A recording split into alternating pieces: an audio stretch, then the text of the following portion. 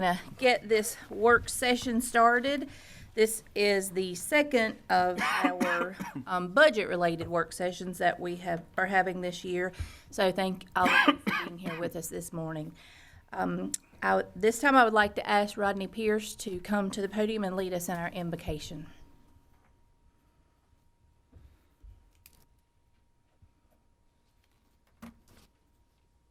Let's pray.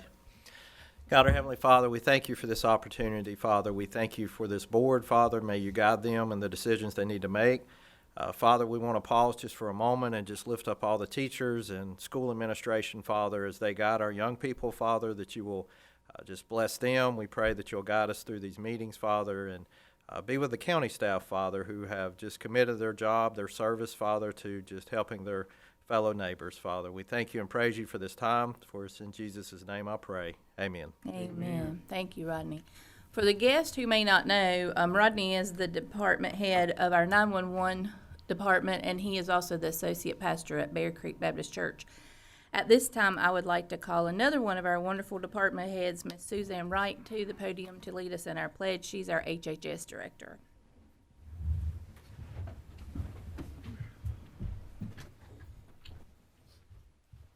Pledge allegiance to the flag of the United States of America and to the republic for which it stands, one nation under God, indivisible, with liberty and justice for all. Thank you, Suzanne. Before we adopt the agenda this morning, I believe we can remove item 9. I do not believe we have anything that we need to discuss in closed session this morning. With that being said, I will look for a motion to adopt the agenda minus item 9. So moved. Commissioner Jones, do I have a second? Second. Commissioner Reniger, thank you, sir. All in favor? And that's unanimous. So we will move along. All right, Mr. Barnett. Thank you, Madam Chair. In continuation of our budget discussions for FY 2026-27, we have asked that our education partners present tonight, this morning, our night meetings this morning. And our first presenter is Davie Community College. We have President Jenny Varner here to present. So the floor is yours.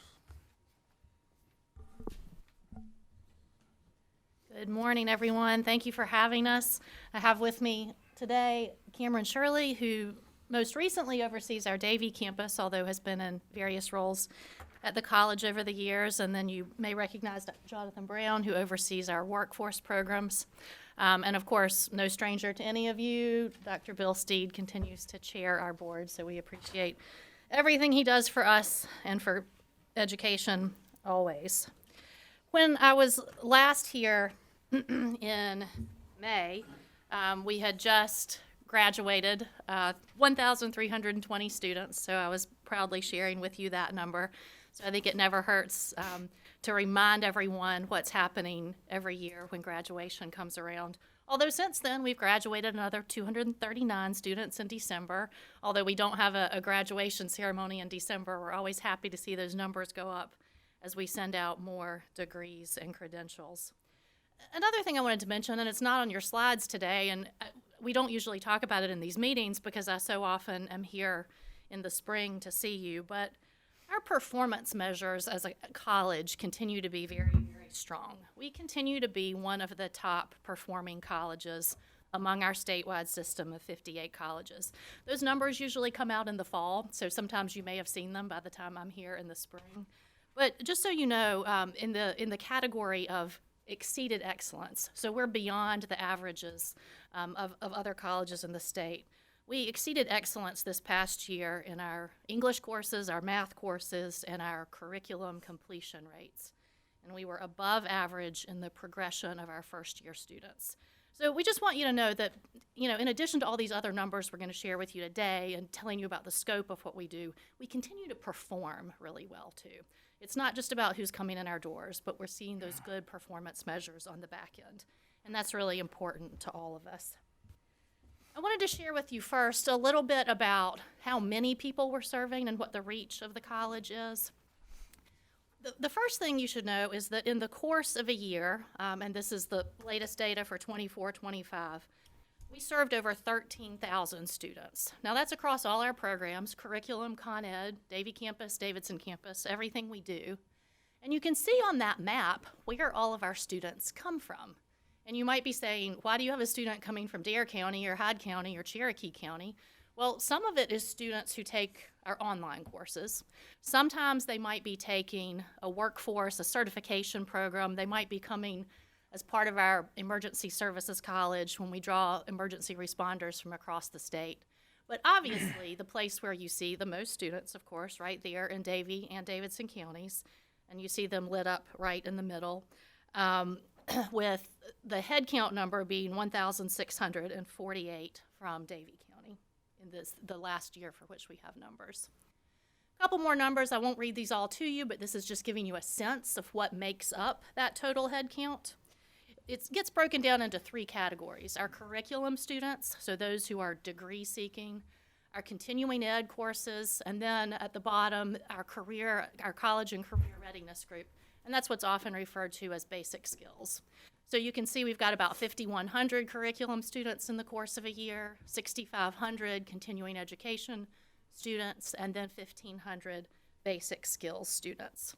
We've also broken some of those numbers down. I mean, I know you're always interested in what is Davie's portion of that. And, you know, I've explained to you before, it's a little hard to break that down sometimes. These numbers actually reflect students who live in Davie County. Now, they might still come to the Davidson campus for some or all of their courses. We may have Davidson students who come to the Davie campus for some or all of their courses.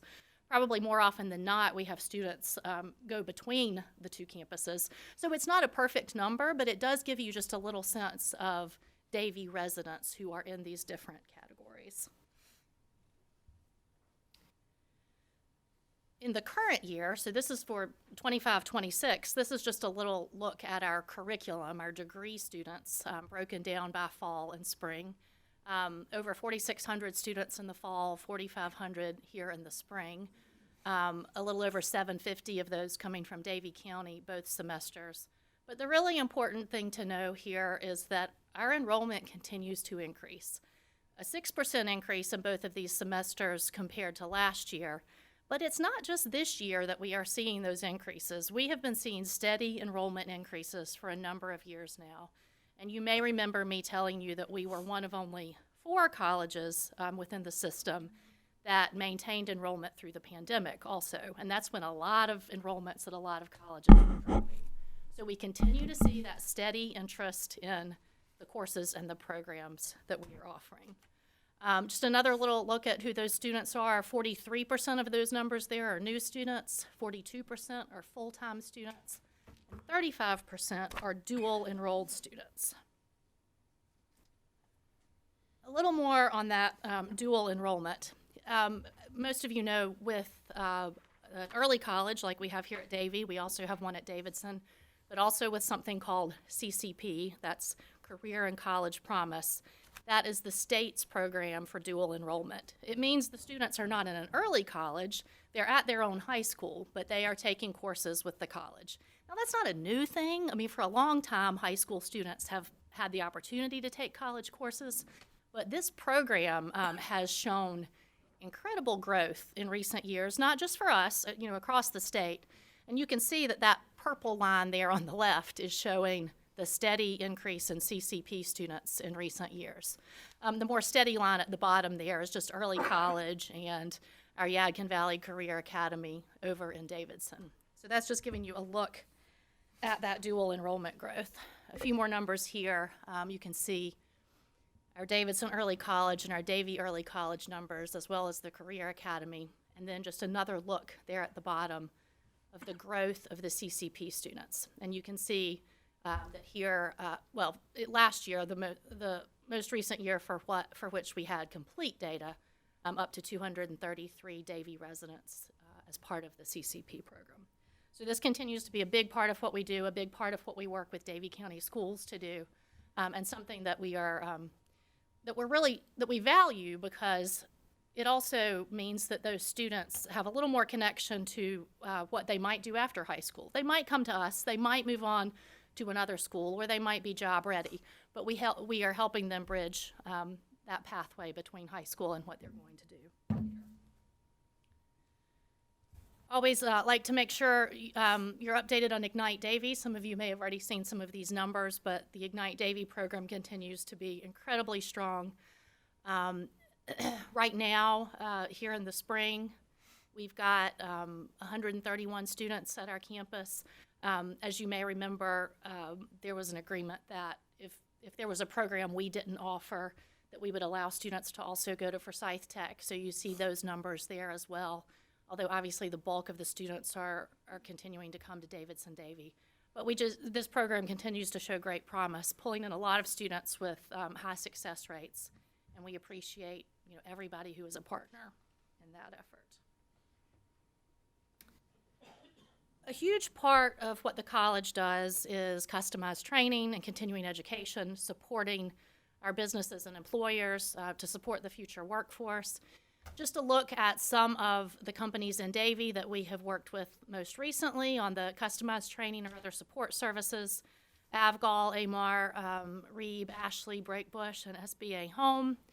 Some of the Con Ed classes, some data from both last year and then coming into this spring, continue to partner regularly with the Sheriff's Office.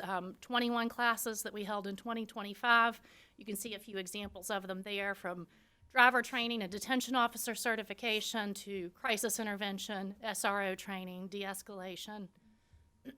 Our fire and rescue classes, 78 classes last year. We've got 10 more coming up this spring. And then with EMS, right now in the spring, we have classes underway with 14 students currently and 4 additional classes coming up.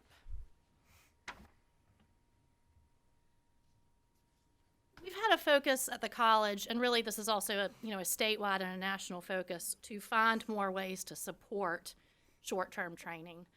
Just to give you an example of what that means for us, we have had programs like pharmacy technology, central sterile processing, truck driver training, for which we have had both curriculum and Con Ed classes over the years. But as requirements in the workforce shift and as requirements on our end shift, these have been programs that we found are more efficient to run as continuing education programs, not as curriculum programs. Not only is it more cost effective for the student, but it gets them into their jobs faster, and it meets the requirements of the employers. So why would we be asking them to do more than it takes to get into those jobs? Why don't we make this more straightforward for them? So when there are possibilities for doing that, we're going to do that for the sake of both our students and the future workforce. Another thing we're doing to hopefully get students beyond our doors and into employment, often our basic skills students who come to us for help in those subjects for which they're not college ready, we don't always successfully transition them into a college program afterward. Yes, they may be successful in basic skills, but are they going to get a certification or a degree from the college? So we currently have a goal at the college. It's part of our strategic plan to find more straightforward pathways for those students into either a short-term workforce program or into one of our curriculum programs. There is also a new federal legislation. It has just passed, and it's getting underway now. It's called Workforce Pell. And community colleges nationally advocated for this for more than a decade. It had very broad bipartisan support, and last summer this was passed into law. And what Workforce Pell means is that Pell, which is Federal Assistance for Education, can now be applied to some of those shorter term programs that were not eligible before. It used to be that Pell was primarily funding those degree programs. Now we can apply it to the shorter term workforce programs that matter so much to getting students employed. So this will be taking shape over the next year, and it will run through the state. The state will have approved programs where we can apply Workforce Pell. But we're just excited to determine which of our programs are going to be eligible for that, and that is a way to help students into the workforce faster.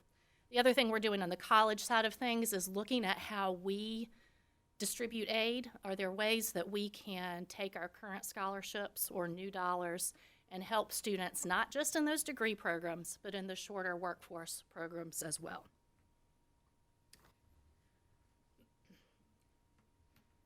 Something else that is a growing program for us at the college, it's not that we haven't had online courses for a long time, but we are making a concerted effort to organize and provide new supports to our students who are taking primarily online classes. And as you know, that's been a hugely growing trend over the years, and so we now have something called Davidson Davie Online that is meant to support those students who are primarily online students. How do we make sure they are just as successful as students who come in person? They have the support they need. Our faculty know how to teach them very well. And I think we will continue to see huge growth at the college due to these online initiatives. I think you all know that we are working toward our future Health Sciences Center. And when I was here in May, I thanked you for supporting our federal request for some money for that project. But what we didn't know then is that, yes, we did get that federal money, which you may have heard by now, but that happened just before Thanksgiving. We received a $3 million federal appropriation to support this Health Sciences Center. It came through the office of Congressman Addison McDowell. We were just in D.C. this week, some of our trustees, and we visited with the congressman. And he indicated that, first of all, he doesn't live very far from the campus of Davie Medical Center, and so he is looking forward to that building being in place. But we really do appreciate your support for that project and for that federal request, and we are excited to have that funding in place. Right now with that project, and we have to go through the state construction process, so it's very regulated and has many steps, and it takes a while. But we are in the phase called design development right now. Initial design was already done. They come up with estimates for the project, but as you get closer and closer, you fine-tune the project, you fine-tune the dollars, and so that's where we are now. After we go through design development, we'll then move into our construction documents and our bidding, and then will be the construction phase. So we are looking forward to finishing up design, to finishing up the needed funding, and to having a new health sciences center soon. We always appreciate the opportunity to work with Brian on our annual funding issues. He's always great to talk with us about what those needs are, and we appreciate that. And we just appreciate all you do for all of our students in our community. Are there any questions I can answer?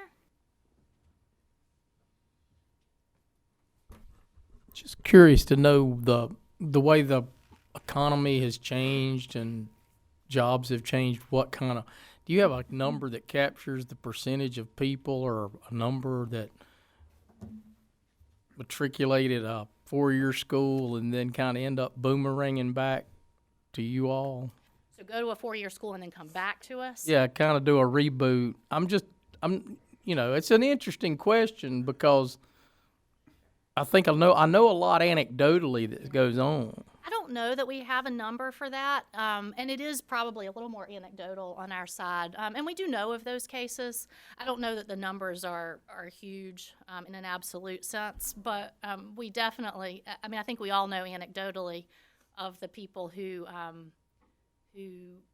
either look at our programs and say, oh, I wish I had done that before I did this, or do come back to us sometimes for that. But I don't think I have a number for you. And what about how do you have any numbers that kind of track when you do have people that do college transfer, their success rate of graduating? Because, being a former educator and enjoying all these stats and having a daughter that recently graduated from a smaller school, that the retention rates, people do not realize how bad they are. Is you have something to support that? Because, I'm just curious. You want to talk on that? So it's measured in several different ways, but most recently the data that I've seen, I believe this is from students who completed their transfer work with us in the 22-23 academic year. About 63% of those students who transferred to UNC system schools completed a bachelor's degree within that 3 to 4 year range. It's not as high as we want it to be. It's actually one of the focuses in our strategic plan, and we're also looking to expand our data set beyond just the students who transfer to the UNC system, because we know we have a lot of students who transfer to smaller private schools or schools outside of that system as well. But that's the most recent data I have. So you want to improve it, but it still appears to me to be better than what you get when somebody just runs straight off to a four-year school. Because I've seen a lot of schools that are, that retention rate's like 18, 20, 32, 40%, so 60-some shows that there's a good purpose for that. I just want to know. And that's students who've actually completed an associate degree with us before they transfer, which aligns with really the national level data that says students who complete that community college credential first are much more likely than other students who transfer to complete a bachelor's degree, and just as likely as students who start at a 4-year to complete within a reasonable time. Well, that just provides a good resource and good information. Thank you. Anyone else? I have a quick question. So as you're expanding this online program, are most of your online classes self-paced, or are they virtual tune-in at certain times? Yes, we have 3 different options. I would say the majority of our online courses are the asynchronous self-paced. So students have deadlines and students have to set that, but they don't have live class meetings.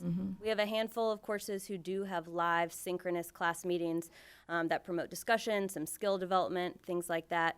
And then we also have some flexible classes where students have the option to join in person, asynchronously, or live in class.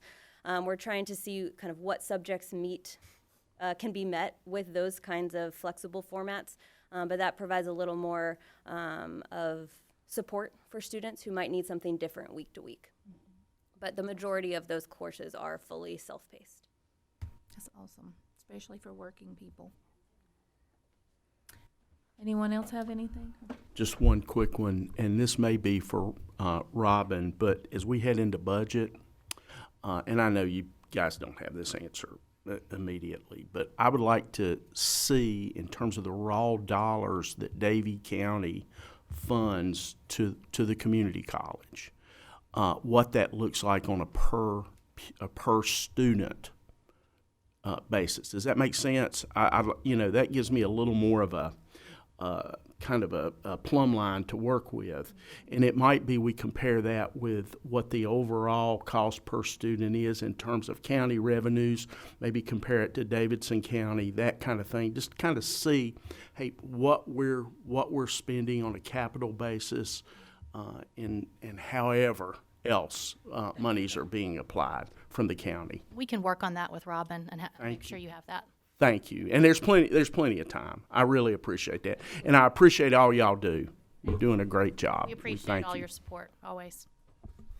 Thank you. Madam Chair, I do have a comment, not really a question, but this would go to the school system here as well. But I appreciate, we hear the employers talk about workforce development, not having the skill set, but I appreciate what both of you have done to try to answer that and make that on point for what the employers are asking for, because ultimately education, college degree, whatever, is all about making you successful in life. So it's a tool, and if you don't have the right skills, it's sometimes not as valuable. So thank you for that. Thank you. And this guy right here spends most of his time meeting those employer needs. And in fact, apprenticeships is another huge part of that. We will leave here today and go to an apprenticeship event. And that is just one more vehicle for connecting with those employer needs. So thank you for bringing that up. Okay, thank y'all so much for being here this morning. Next up, we have Davie County Schools. We have Dr. Belcher. I think he has some of his folks here today as well. So, floor is yours. Yes, sir. Thank you, Mr. Barnett. And I do have a small army with us that are going to think it's important that you hear the voices of those that are closest to the work. So, thank you again. Thank you, Madam Chair Finney and Vice Chair, Mr. Schoaf, and all the Board of Commissioners for the opportunity to share with you some of our priorities for the upcoming year and what we're working on and focusing on. We look at having a community that is engaged and students that are equipped and employees that are empowered. There's a lot of factors that go into that conversation. And you know all about Davie County Schools. You're very in tune with that, and we certainly appreciate that. I think some of the information that I always like to point out is just the number of facilities and the maintenance and all of that goes into that. We have a fantastic team that keeps up with that. And even just the program capacity that we look at with buses and how much our buses travel on any given day. And so our students and our families rely on that, and we play an important part of that, and we count it a privilege to be able to do that. And of course, with that, being good stewards of our funding and how we spend our funds is significantly important as we consider what we continue to do as one of the largest employers across the county to make sure we have a quality workforce. We do that through a strategic plan that's revised every 5 years, and you've heard a little bit from DDCC about their strategic plan. And so, of course, with ours, we are in a renewal time for a strategic plan, so lots of conversations right now about how these priorities fit into the long-term goals for the school system and for our community. And so that's part of what I want to really emphasize and what our team will emphasize in our conversation today. One of the questions and part of that conversation relates to facility capacity. I know that you probably hear that in the community. It's one of the first things I heard as I was meeting new people, and that question of, well, do we have enough space? Are we going to have to build a new school? What about all of the developments that are coming online? And so we're fortunate that some previous work had been completed relating to facility capacity needs and demographics across the county. And now we've got some data that we can look back to, and we can see, okay, how accurate were some of those projections? What are we seeing and anticipating? And so if we look back even at our most recent facility needs assessment, we identified $9.5 million in facility needs, mostly in the way of renovations and some additions at some of our facilities and a furniture refresh. We do anticipate that those needs will continue with our upcoming revision. And as we look at and consider those needs. So that'll be an important topic of conversation for our system in the future. And then when we think about just overall facility capacity, and I think this is really important that the public understands, when we built our most recent school construction projects with William Ellis Middle School and of course the high school, I mean, there was a lot of questions around at that time, population density and the capacity that we had in our schools. Since then, there has been a pretty significant shift in what we could call market share with the public charter school movement, opportunity scholarships. Families have a lot of choices now on how they educate their children. Even within the school system, and your traditional public school students have a lot of choices as they get into high school. You heard a little bit about CCP. That's one example. And so naturally, all of that impacts the capacity in our schools as families exercise their choice and how they choose to educate their children. As an advocate for our school system, I feel like we have a lot of great opportunities and the best system for some of our families. We also respect the choice that others look at. So you can see across the state continues to be conversations around what that looks like with the market share, and then specifically in Davie County, how we look at that and project and anticipate that going down the road and in the future as well. When we talk about that capacity conversation, and this shows you can see the slow decline over the last 15 years that we've had to deal with, and you can see that it was projected that there would be a 3.1% decline with some of those facility studies and demographic studies. We've actually declined at 4.6%, and so that orange line shows you the average daily membership. That's actually students that are in our school. That's a fluid number. That changes day in, day out as students transfer in, transfer out. And then you can see the projections of what we were looking at with some of those most recent ones. And you can notice that we have a window of time as we get to the end of this decade to where we recognize that, and this is following the demographics as cohorts move and population changes within those given areas, that we anticipate a small, steady increase. Not drastic, not nowhere to where we were, at 2011 or so, but a potential increase. And so we've got a window of time to start addressing some of the facility needs that we have, making sure that our facilities are updated, that they are of high quality for our students and for the education that we provide. Dr. Belcher, may I ask you a question on, with Absolutely. regard to those projections, what type of data, I may not be phrasing it, what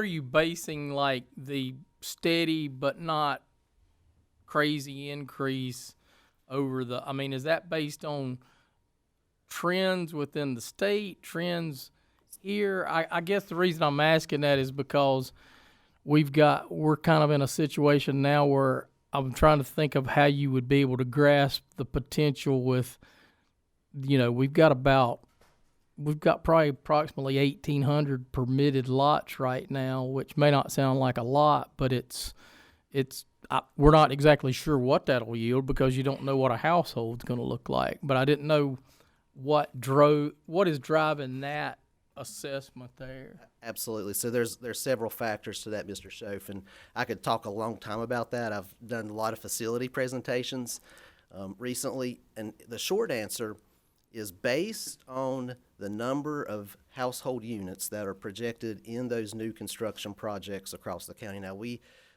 don't look so much at individual permits. That's a little more challenging, but those neighborhoods that are coming on, we've identified 17 neighborhoods that we're kind of watching, and out of those, generally, looking at census data specifically for our county, around 35 households will have children or school-aged children in them.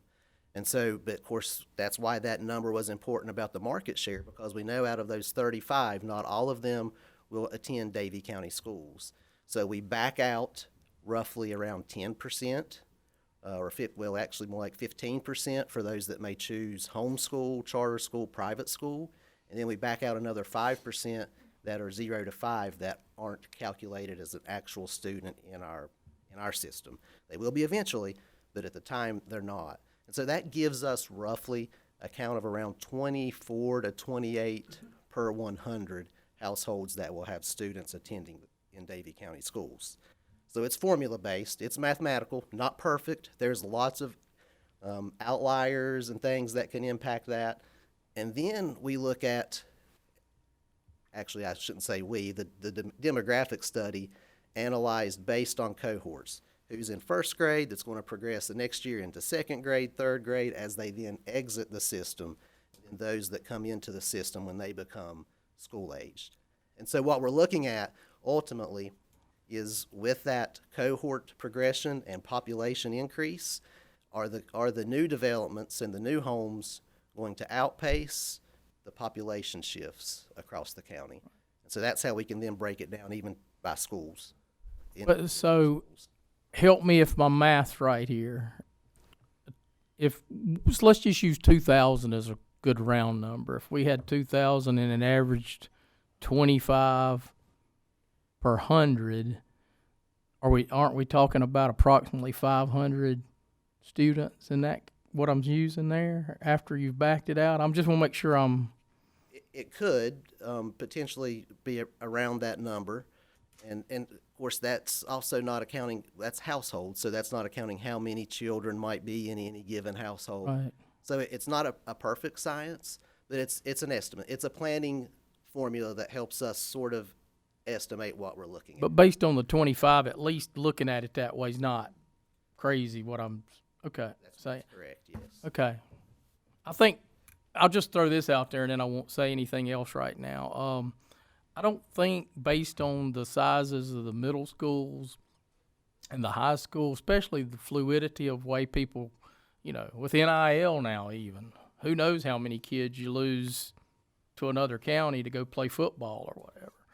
So I'm not so much worried about that. I think my concern in the fairly near future is how concentrated growth might impact a elementary school district. You might not overall impact Davie High. It may be totally out of the question, but possibility of 50 to 125 kids, possibly, just wanting to be vigilant about that.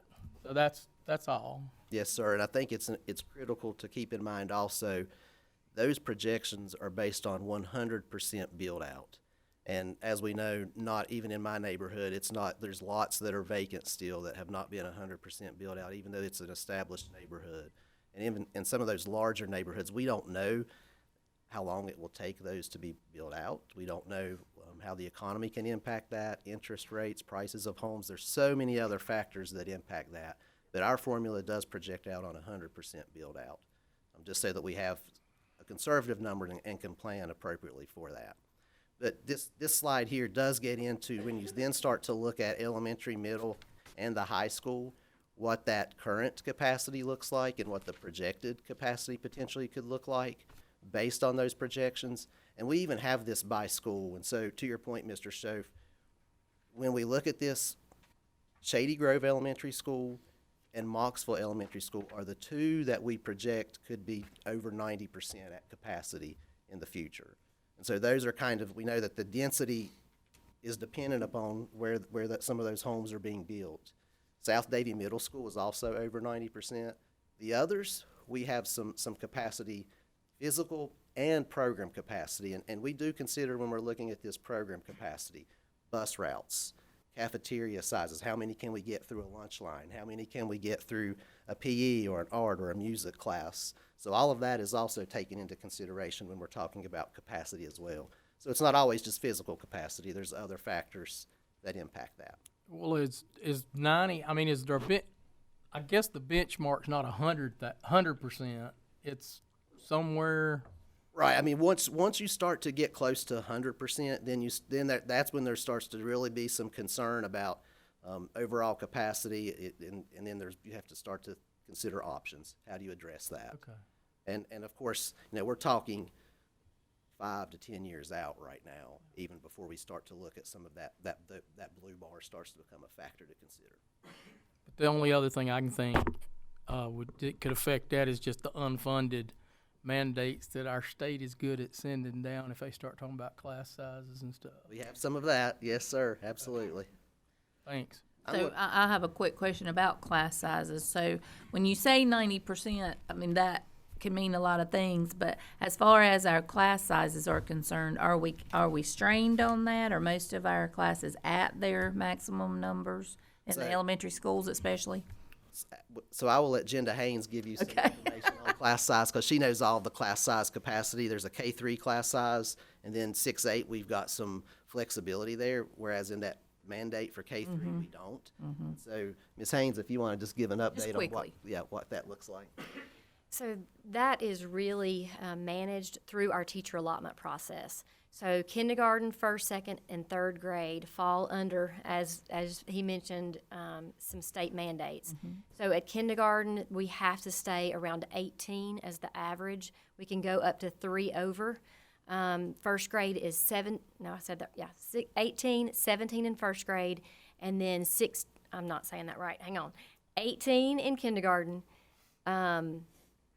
16 in first grade, and then 17 in second grade and third grade. So we have to maintain those averages. And then otherwise allotting teachers basically for a teacher for every 25 students is how we work the formula here in Davie County. Now, the state allotments may look a little bit differently, and we do look at other programs like enhancements and those sorts of things. I don't know if that answers that question. Some of it, again, becomes programmatic. We may have students in collaborative EC classes that we are intentionally going to make smaller because those students have higher needs. We may have students that are in more accelerated classes, that the classes, the way that they fall, and children don't come in nice, neat packages of 25, that, you may have a class of 26 or 27 or 28. But that's the general allotment formula. So, but pretty much overall, those elementary school classes are at that number. Like, we don't have any lower numbers. They're mostly. Sometimes we do have lower numbers, and some of that is related to Title I funding. So 5 out of 6 of our elementary schools receive some federal Title I funding, and oftentimes they use that money to purchase additional teachers to lower class sizes. Okay, thank you. And that allotment is based on a state formula on how they give our schools or the district the number of teachers that we receive. And so then if we go above that, typically we have to identify other funding sources.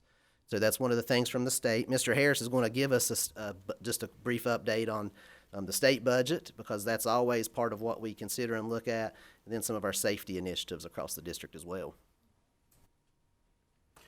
We talk about the state budget. Ironic, I stand here today that we're 102 days into school and we don't have a state budget. Yeah. And so that makes it difficult when you think about it. Our allotment this year was about $48.5 million from the state. That's roughly 65% of our overall instructional budget.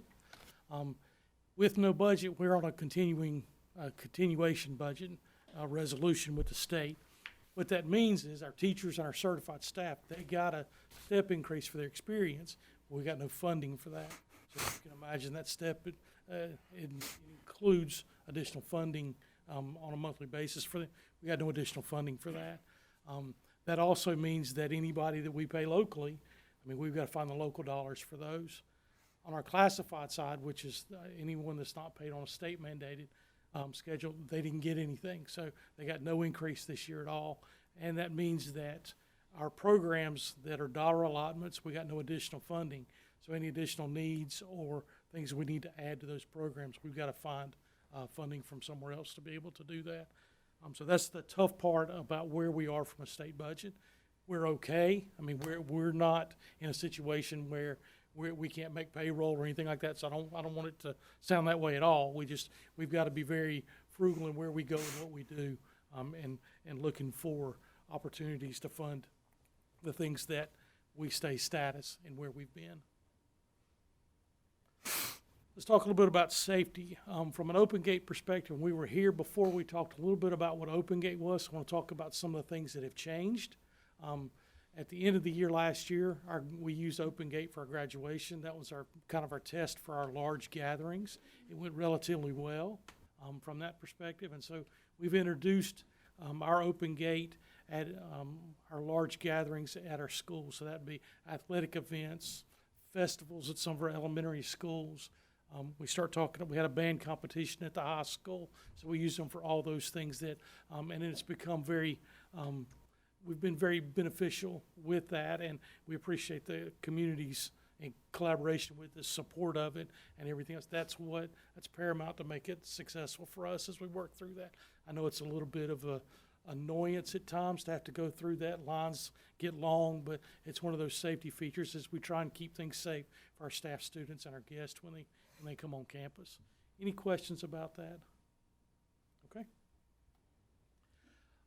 Two new items for us, not new activities or procedures for us, just two new tools.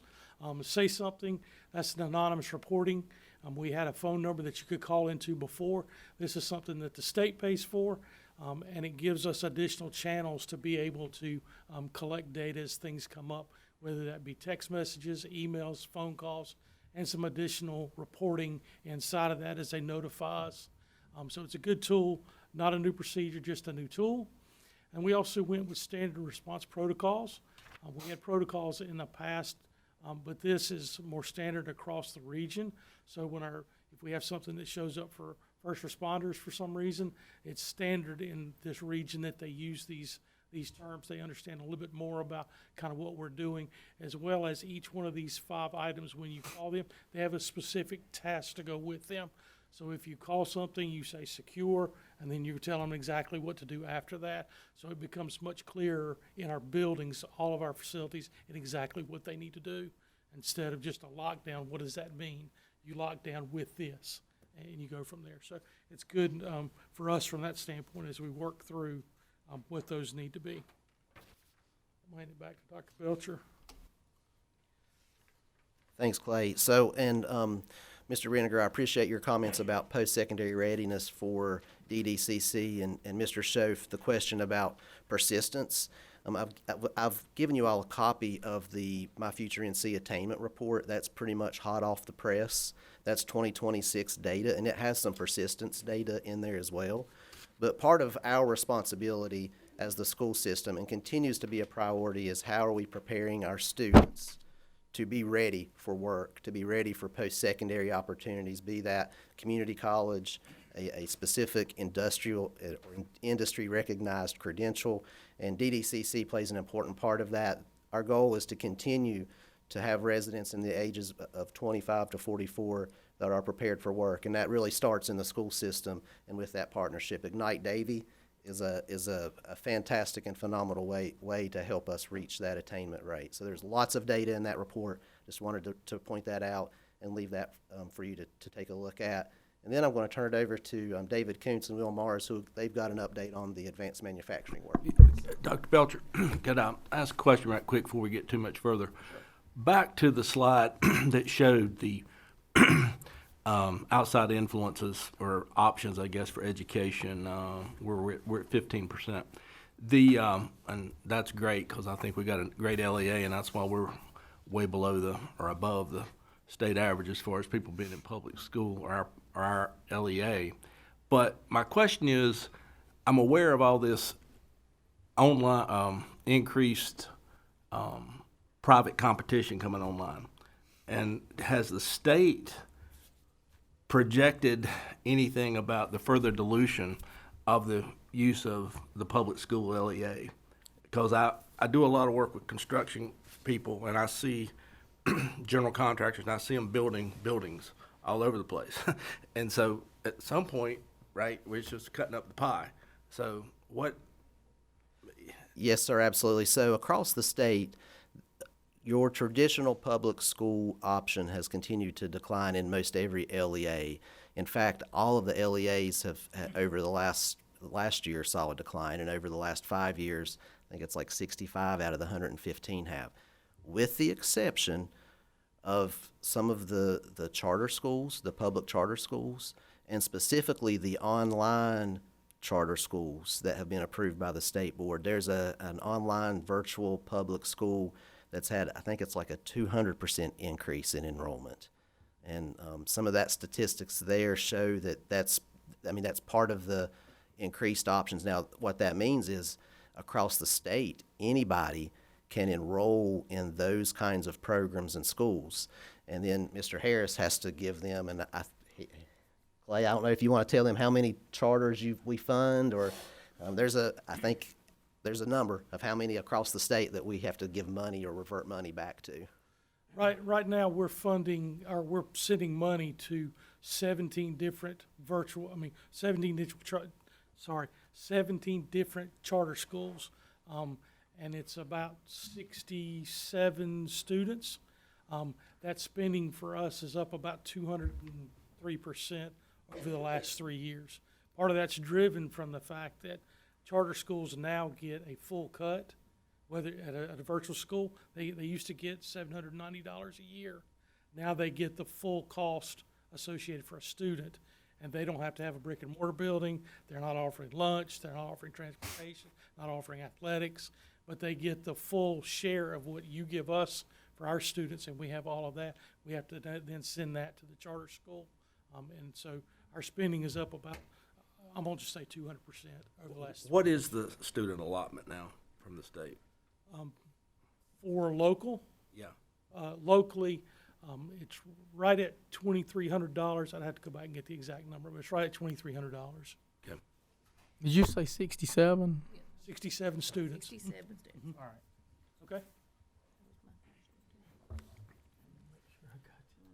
And we have a lot of that data that we can also, if you're interested, we can share with you specifically. All right, Mr. Kuntz, Mr. Mars, I'll let you give us an update on kind of conversations related to advanced manufacturing. Thank you, Dr. Belcher. I think you all received a handout that Mr. Mars had created for you all. There's a lot of facts and information about the advanced manufacturing lab that we had spoken with you on probably a couple months ago now, I believe it was.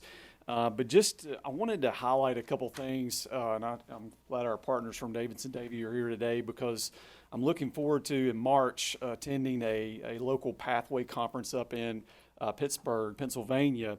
And one big takeaway I have from a webinar I attended to give us a brief overview of what that conference is going to look like was the importance of earning post-secondary credentials for whether it's a new student that's never coming from a family that's never attended college or what have you. But when you look at our stat sheet, the credentials that our students are earning at the high school level right now continues to increase. In fact, we had 75% of our CTE participants at the high school receive at least one credential last school year. So that's outstanding. And just to give you a comparison for the Piedmont Triad region for public schools, the average was 59%. So we are overachieving there, and really proud of what we're doing in our CTE programs and our staff that are teaching our students. Another thing that I want to brag about is the percentage of students at the high school that are participating in a CTE class. That continues to rise. And so, whereas in lies the need for some additional courses that we want to offer with the Advanced Manufacturing Lab. And so, looking at this next slide, just giving you an update on our timeline, and what I shared with you the last time we met was, again, in February 2024, we were awarded the $1.5 million grant from Golden Leaf Foundation. We recently did submit a request to get an extension on using those funds to allow us more time to do some capital campaigning, which you'll find on the back of this handout has some packages and things that we have shared with some stakeholders. We also recently had a meeting with the Davie Community Foundation to share that. And it also outlines a lot of the other things that we felt like were really helpful for folks to know, such as with the equipment that is currently sitting at Davie Community College campus, the Davie campus, the value of the machines that are waiting to be housed in the facility are roughly $250,000. So it's a unique situation because a lot of times you're having to buy the equipment that's going to be going into that facility, but now we have it, we just don't have that space. And so when we bring that on, if they were able to do that, it's going to provide us a way to offer more credentialing opportunities for our secondary students that transitions to the community college to earn those post-secondary credentials. And again, just the key factor in getting kids to pursue post-secondary plans is earning that credential. And that is I think it's the number one, I don't have the percentage, but I think it's the number one factor in breaking that cycle and getting a livable wage. And that's what our goal is equipping our students. This shows you a little bit of the breakdown of where we are currently. That initial grant was $1.5 million. We have taken out some of the architectural and engineering costs, and as of right now, the total cost is sitting at 2.75, and we are in additional need of 1.5 million to be able to break ground on that facility. As I mentioned earlier, the extension for expending the funds from the initial Golden Leaf grant is towards the end of May. And a couple other quick notes I wanted to mention. We did have a nice chat with Congressman McDowell a couple weeks ago. Actually was able to talk with him on the phone and his staff members. He was definitely excited about this opportunity. He did share with us some information about the community-based projects. So I believe I've got a webinar on my schedule coming up soon to attend to hear more information about that. But we are a little on a critical deadline here. And so I just wanted to share those updates. And again, there's a lot more information on this handout, so I encourage you to look over it, and thank you for your time.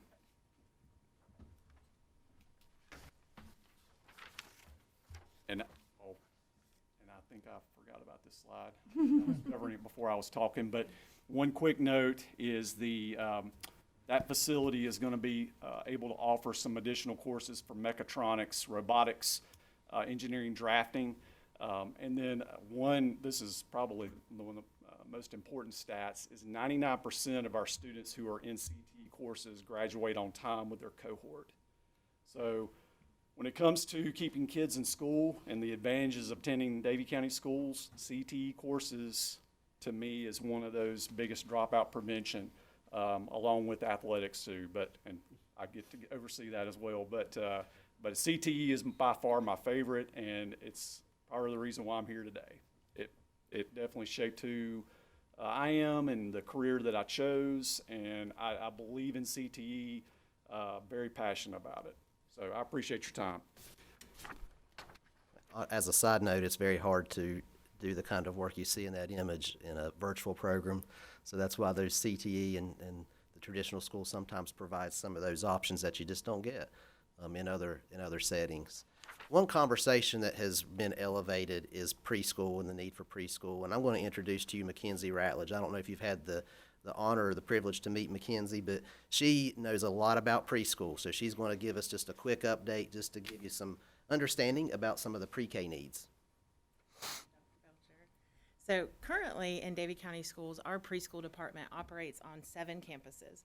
We have preschool at all 6 of our elementary schools, and then we have Central Davie Developmental Preschool, which is the only certified developmental day center in Davie County. So for young children with additional needs, who have a delay or a disability, we're the only provider for them in Davie County. All of our classrooms hold a 5-star license, which is the highest you can attain. And that speaks to not only our staff qualifications, but our curriculum, our building, all of it. It runs the gamut. We currently serve ages 2 through kindergarten. Our enrollment is 247. This is the first year that we've served 2-year-olds. Traditionally, we have always served ages 3 and up. But because we do have quite a lengthy wait list, we started serving 2-year-olds this year, which has been an adventure. And so we're trying to meet some of the needs in the community. And I think Dr. Belcher kind of referenced that. So this screen just kind of gives you a glimpse of what is available to families across Davie County outside of Davie County schools. We are the largest provider for early education, but there are other options for families. There are 6 half-day church-based preschools. 4 of those are located in Advance, and they typically operate 3 hours a day, maybe 4 hours a day, up to 4 hours a day. And they typically serve ages 2 and up, 2 or 3 and up. There are now, at the end of this school year, there will only be 4 licensed full-time child care centers in all of Davie County. There was a closure last year in downtown Mocksville that affected about 50 families. There's another one that's closing in the Coolamy area that affects about 75 families at the end of this school year. And those centers are the only option for families who have infants and toddlers. And also the only option for a full day of care. Our classrooms are typically open 7 hours a day, 6.5, 7 hours a day. There are 2 Head Start classrooms in Davie that are also just 10 months a year and shorter days. And so we work with Smart Start. We collaborate with them on a lot of things, and they gave us this data that shows that by the end of this school year, we will have lost in Davie County 28% of our child care slots. We hear this a lot with families that call and ask to be put on our wait list. We hear the stress in their voice. So as a department, as a district, as a community partner, we're currently exploring what we can do to help that. We're looking at additional space. We're looking at ways that we can support families. And also, of course, knowing that 85% of these kids are going to end up in our schools, we're looking at it from a school readiness standpoint as well. Isn't that picture great? That's all I have, I think. Thank you. Mackenzie, I think in the meeting that we attended the other day, I know you weren't able to be there, but I think Gina said that that Smart Start anticipates there's 1,800 children in that age range that might possibly need childcare. So The census data shows that there's 2,500 children in Davie between ages of 0 and 5. And when you look at from part-time to full-time care, we have about 800 slots. And so that is about a third, and that just doesn't meet the demand. thank you. All right, I'll come back and give you just a quick staffing update. As you'll see on this slide, Davie County Schools has 833 permanent employees. with about 1,000 total if you count those who are not permanent and substitutes and so on. Of those 833, 42% are classified, and I'll remind you when we talk about classified and certified, classified employees are those who work for maintenance or transportation, our school nutrition, our bus drivers, and our instructional assistants and office staff. The other 58% are certified, so these are teachers, counselors, and other licensed educators. I want you to see that the bars to the right show how our employees reside in Davie County schools or within Davie County lines. So if you look at the percentages, we have over 67% of our employees that live within the county, but an even higher rate for our classified employees. And that's an important thing to remember as I go on to the next slide, because these are folks who are serving as our skilled labor, who are not only living here and paying taxes, but contributing professionally to the workforce here. Our classified salaries are one of our greatest concerns, so I want to share some data around the skilled labor. When we hire classified employees, unlike when we're hiring teachers, we are competing with all industries and all employers. And so our salaries are just not competitive. They're starting at about $15 an hour with little to no increase. So recruitment and retention is especially difficult with classified employees. This year, you'll see on the screen, we started with 21 classified vacancies in our classified staff. And since the beginning of school, since that first student day, we've had 17 more resignations. We've been able to hire 23. So again, just showing our continual turnover and instability. One other thing I'll note, our classified employees do not receive a local supplement like they do in most counties. Our teachers in Davie have received an 8% supplement since 2022. That's the last time that we addressed that, and we appreciate your support in doing that. But recently in the Northwest region, we started comparing supplements again, and what I saw is that Davie is one of 3 districts out of 16 in the Northwest region that does not have a classified supplement. So that is an area that we do need some help. And at this point, I'll turn it over to Clay for some more budget information. When we take a look at budget, personnel continues to be our biggest part of our spend at about 85%. When we look, we talked a little bit about charter schools, and then the overall utilities is a piece of that contract number. We've seen about an 18% increase in our overall utilities, driven by natural gas at about 63%, and our waste management is up about 24%. Electricity is 16, water and sewer is 14. So we continue to kind of navigate all of that as we work through what we've got to do. All of these items have to be paid out of our local funds when we look at them. So you're talking about a right at $75 million budget. This slide, we've provided this slide a couple times when we talked in the past. It has to do with the 10-year trend. You take a look at kind of where we are. This is just retirement cost for our employees. You'll notice that I list 776 is our covered employees versus the 833 that you saw earlier. Not all of our employees choose benefits or are benefit eligible for retirement. That's the difference in the numbers. But this retirement cost has gone up about 108% in this 10-year span. When you take a look at our employees, they're down about 6%. And so I said, how does that compare to our ADM? Because we're funded at an ADM level. Our ADM is down about 5%.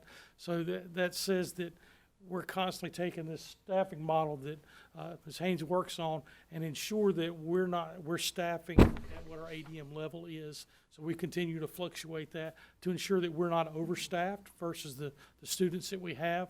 And so we make those modifications every year, well, with what our staffing needs to look like. The other thing I take a look at trying to figure out where we are is I'll take a look at a beginning teacher.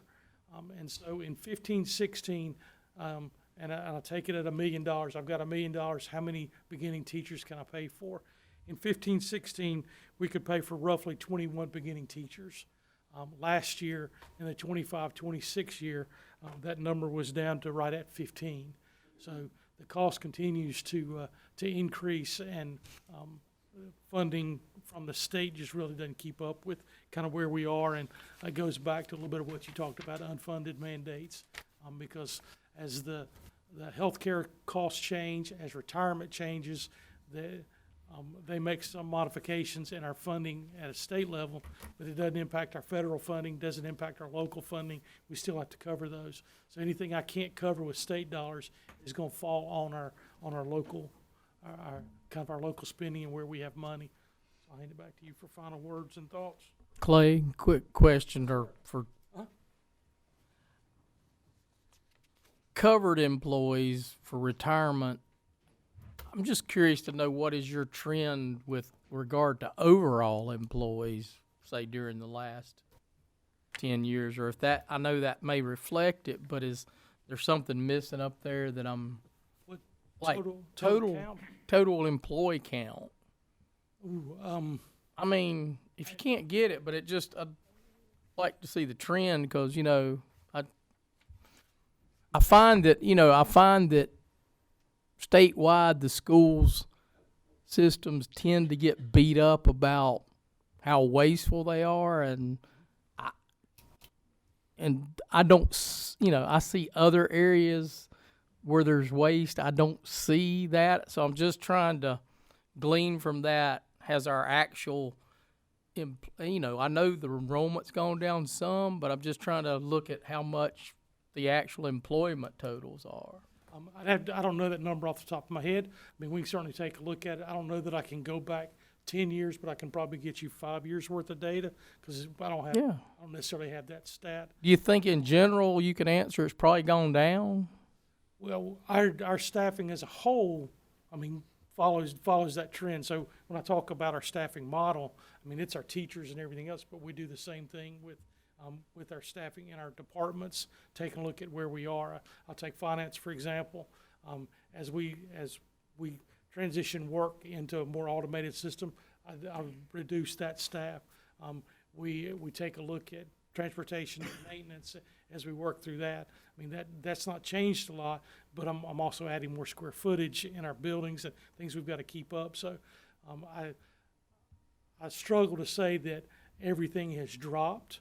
But as we find more technology to help us or other tools to make it more efficient, we take a look at that and try and measure where we are and stay as consistent as we can and use the staff to the resources. I mean, I just want to be an ally for you when there's other areas of government that add, and they add for good reason, but then there's other school systems near us that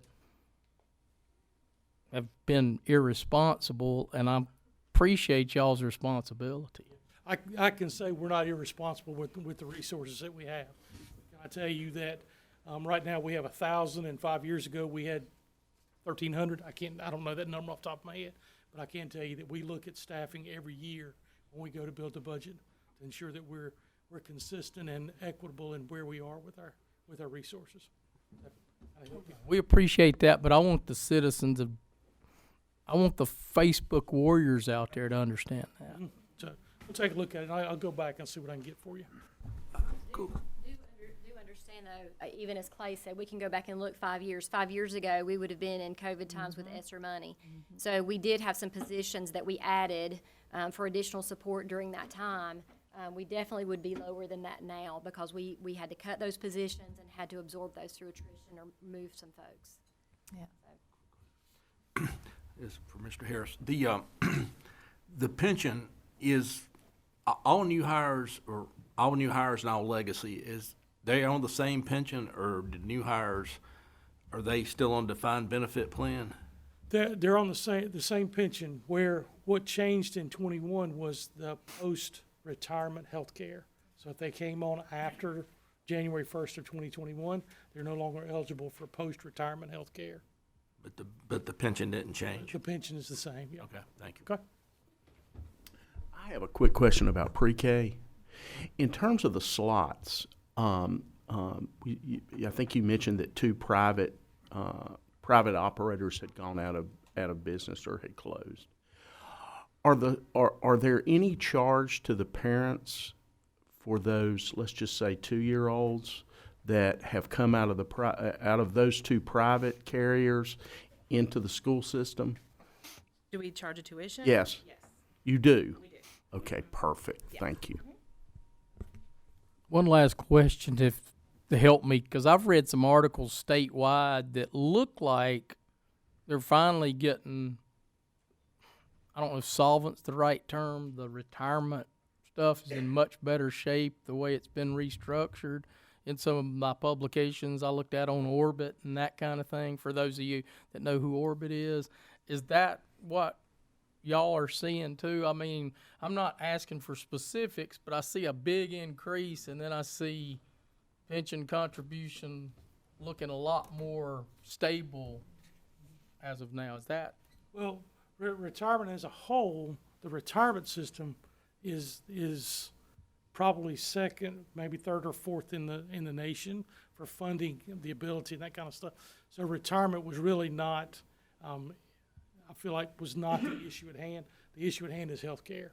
I mean, that's where we've had a bigger hit, and that's where the treasurer is more concerned on being able to fund healthcare going forward for current employees as well as those that are still eligible for post-retirement healthcare cost. But I do think, I know you that from having a daughter that taught, knowing when I taught, the contribution went up a ton, like it was used to be 6, 5, 6, 7, 8%. And then it suddenly, when I look back again, it was like 23, 24%.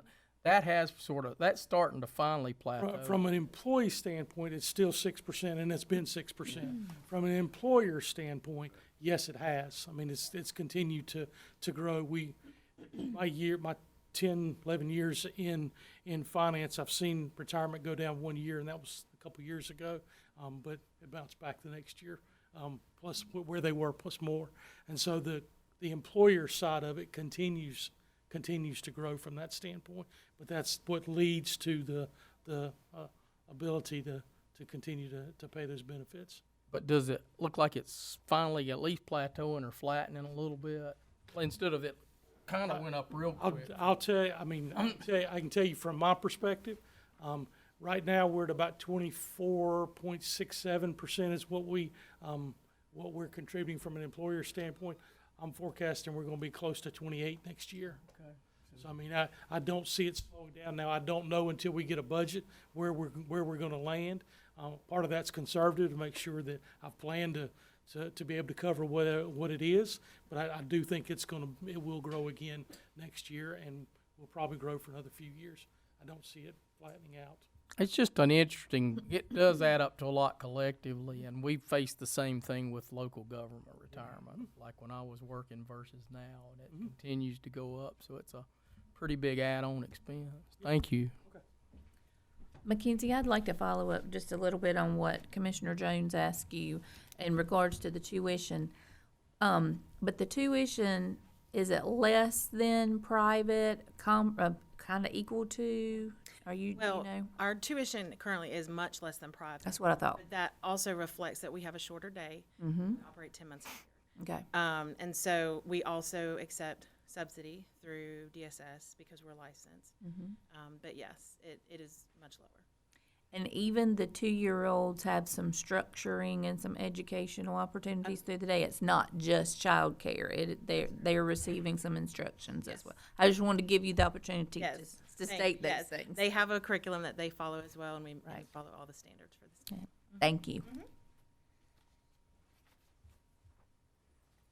All right, so when we talk about those 4 priorities that we've identified, when we look at advanced manufacturing to make sure that we have our students that are ready for a future work that they may face, and we look at having skilled labor, that competitive pay for our skilled labor and for our classified staff, the pre-K needs, and then, of course, our facility needs. You know, those are Davie County Schools priorities, but really, when you think about it, it's community priorities. It's what we hear in the community. It's the things that that I know that you all have conversations about, and it's all connected. You're dealing with some of the same questions and same challenges, but obviously we've got to have some increased revenue some way, somehow, to be able to meet the funding gaps that is required with those. So we're always looking for ways to help do that. I do want to point out just one of the critical ways that is accomplished is through our funding agreement that we have with you as the board and with our community. So important. The benefit of that is it really helps and assists with planning and knowing how we can plan over the next 5 years for our strategic plan. But then also it helps us remain competitive. And when Ms. Haynes was talking about our peers and our colleagues across the state and in our region, whenever we look at that local funding agreement, and to Mr. Jones, your question about per pupil spending that you asked from Davie, from DDCC, when you look at local funding, I mean, we're really competitive with our peers in our local funding. And when you look at the data and how that's broken out, so that funding agreement makes that possible and is essential moving forward as well. So we certainly appreciate that and the strong support that we have across with all of our partners and stakeholders to make some of that work possible. And I'll just conclude with saying that we consider it a privilege to be able to serve our community. And on behalf of our staff, our Board of Education, I consider it a privilege to be able to share with you. I know we took a lot of time, but it's important because we do have a strong partnership. And we talk about living out our calling and our purpose. That work matters, and you all are a critical role in that. So thank you very much. Thank you very much. That's one question. Dr. Belcher, you said that for every 100 new households, there's about 25 households that could have school-age students. As this board is taking a hard look at subdivisions, you said you backed out 5% for the under 5. So we should be also taking that 5% in as we look at our bigger conversation for our community's needs for childcare as we look into our conversations about subdivisions, right? I would agree with that, yes, absolutely, because the reality is they still have to have care and service in some way, shape, or form if we want to attract, with those that are moving into those homes, professionals that are productive to our citizens and to our community. And child care is a critical role in that whenever they're making those decisions about where to buy a house. Thank you. Yes. Do you have some preschool care available during the 2 months that you're out of school? Isn't there a summer program for people who might need it? We do. Okay. And we offer wraparound care in the afternoon as well. We do have some extended hours. And then in the summer, we operate a few classrooms at Central Davie through the summer. So the summer classes, are they limited just based on your staffing, or do you staff them according to your need? That's a tough question. So they are currently staffed with classified. Our certified employees are 10-month employees. And so we do have some of our instructional assistants who will run the classrooms in the summer. And we're currently enrolling for that. We usually only operate 2 classrooms in the summer. And we do have a wait list already for this summer. So we're at the point where we're talking to staff to see if we have enough people who are willing to open up work so we can open up additional classrooms. So if needed, you would at least attempt to make that happen? Yep. Okay, okay. Thank you. Thank you very much. Thank you. Can we take 5 minutes? We're gonna take 5 minutes, y'all. We'll be right back. All right. Oh, yes. Oh, yes. Oh, I wanted to say something. I saw it. While I was there. 5 is really 10.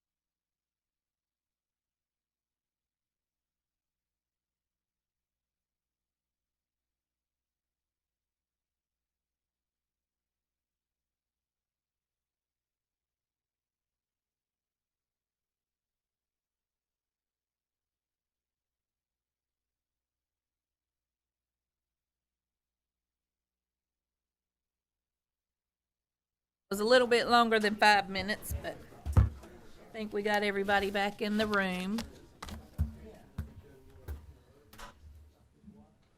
You want to introduce them, Brian? You want me to? So this next presentation, I'm very excited about because we've been working on this for a while now. Our Agriculture Building Committee presentation, and this is going to be led by Arnold Weatherman and Kevin Merriam. Thank y'all. I hope y'all have enjoyed this very nice, lovely weather we've had here for the last 3 weeks. I know we have. It's been fun pulling feed trucks and getting them in and out of the farms, and egg trucks and feeding cattle on ice, and now the ice is gone and what's left behind, it's fun too. So, but anyway, Lots of mud. thank y'all so much for what you do. Appreciate it. And what you do for the agriculture in the county by not looking over. I mean, it's a thing that's in the past, it's finally been pushed to the back burner, I think, for a long time. And I'm excited about the new Ag Center. It's been long awaited and looking forward to it. But we have put a plan together, and I'm going to turn it over to Kevin. He's got a presentation, I guess, on the building and all. So thank y'all. Thank you, sir. Good to see everybody. Kevin Merriam with Fuller Architecture. I've been working with the design committee for the Ag building for quite a while now, several months, and we've put together something. This is what I presented to them. Probably it was back in December, I guess. And so we want to show the rest of you folks that had not seen that. So if we can go ahead and get going. Okay, I don't know if y'all can see this on your screens, on your laptops. Can you or can you not? You're up there, okay.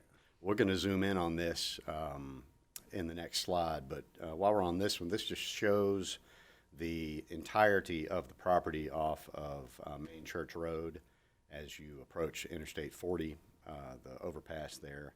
And this master plan shows development of about, a little less than half, maybe a third of the property. The northern portion of the property is a bit more challenging with valleys and ravines and slopes.